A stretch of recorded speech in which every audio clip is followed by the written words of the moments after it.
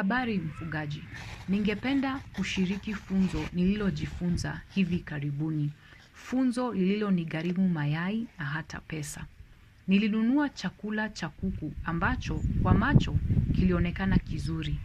Kulikuwa na nafaka, kwa hiyo nikaona kuna nishati. Kulikuwa na samaki, nikaamini kuna protini. Kwa nje kila kitu kilionekana sawa. Lakini baada ya wiki moja tu, mambo yakaanza kubadilika. Uzalishaji wa mayai ulipungua karibu nusu.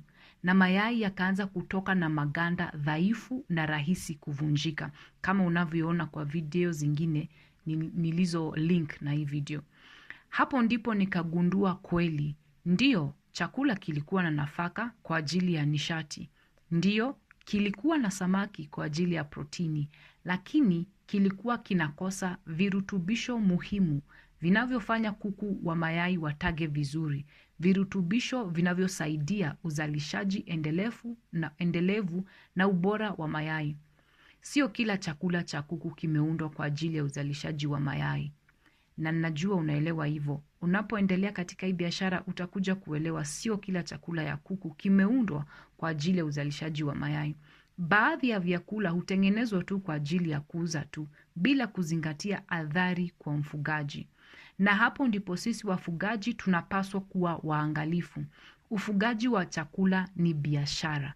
Uzalishaji wa mayai unaathiri moja kwa moja mauzo. Na mauzo yanaathiri imani kwa wateja. Ubora ukishuka wateja hutambua. Na ni vigumu kurejesha hii imani. Ni vigumu kupata hawa wateja. Unapowapata ni vizuri kuhakikisha imani walio nayo kwako inadumu. Ikipungua hivi kidogo inakuwa ni vigumu kiasi kuwarejesha hawa wateja. Kwa hivyo jaribu ipasavyo kuhakikisha unafanya ipasavyo kutoka mwanzo.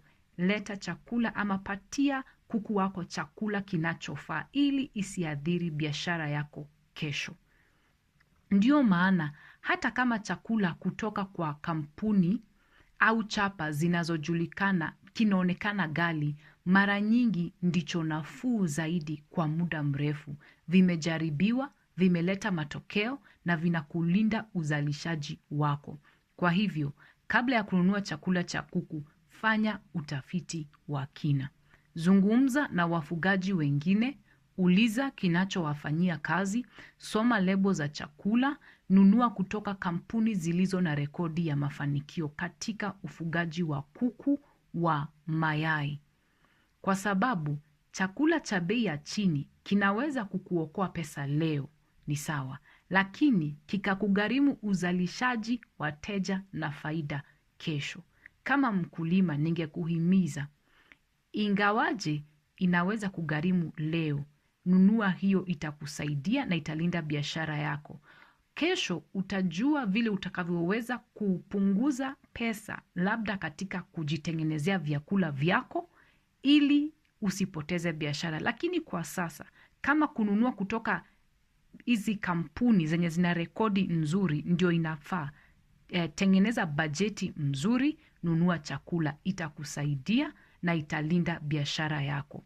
Kwa sababu chakula cha bei ya chini leo kinaweza kukuokoa pesa, sawa, lakini kikakugharimu uzalishaji, wateja na faida kesho. Lisha kwa busara, linda kuku wako, linda biashara yako. Hii ni kutoka mfugaji mmoja hadi mwingine. Asante.